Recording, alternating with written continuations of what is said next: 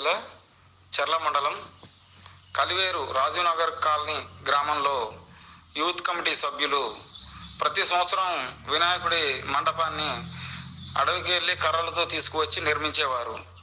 అలా ప్రతి సంవత్సరం చేస్తుంటే 5,000 నుండి 10,000 రూపాయల వరకు ఖర్చు అవుతుంది.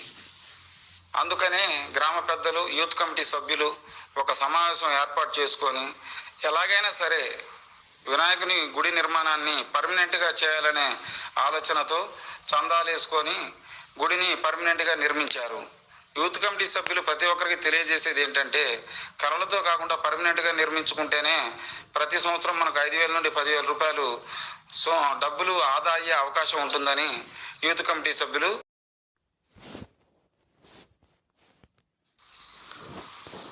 ఘనంగా విఘ్నేశ్వర స్వామి ఊరేగింపు.